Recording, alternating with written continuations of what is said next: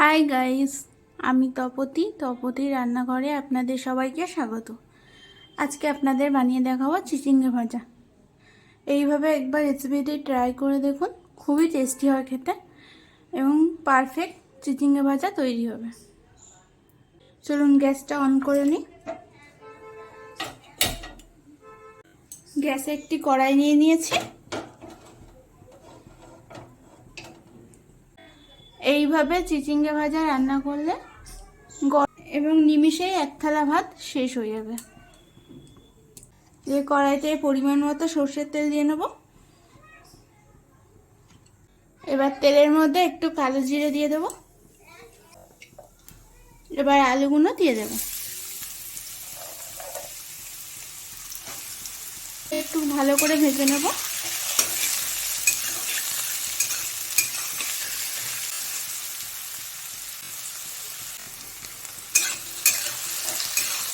আলুটা একটু ভাজা ভাজা হয়ে গেছে।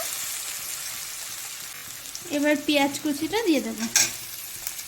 একটা মিডিয়াম সাইজের পেঁয়াজ কেটে রেখেছিলাম, সেটা দিয়ে দিলাম। আর এই যে কাঁচা লঙ্কা দিয়ে দেব, দিয়ে একটু ভেজে নেব।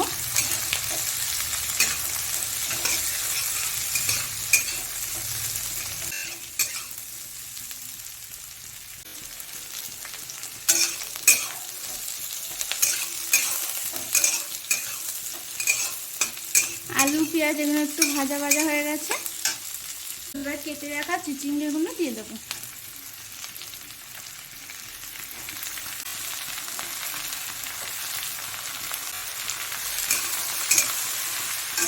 দিয়ে একটু ভালো করে ভেজে নেব।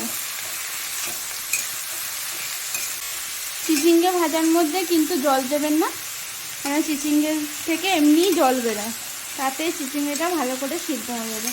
আলাদা করে চিচিঙ্গের মধ্যে জল দেবেন না।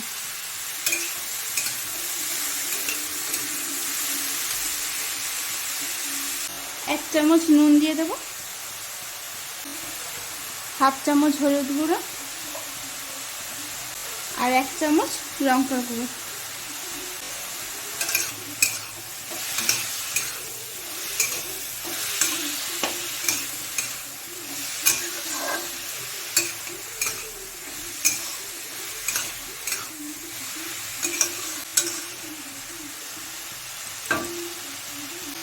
ঢাকা দিয়ে এবার 5 মিনিট রান্না করে নেব।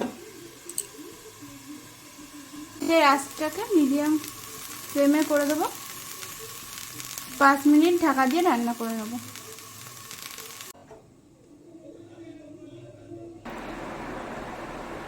5 মিনিট পর ঢাকাটা খুলে নেব।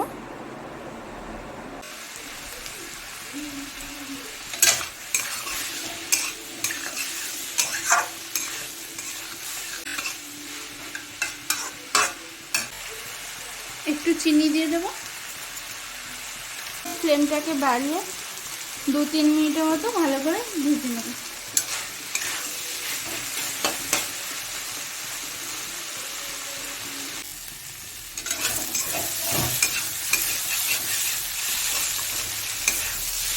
চিচিঙ্গে ভাজা রেডি হয়ে গেছে, আবার নামিয়ে নেব।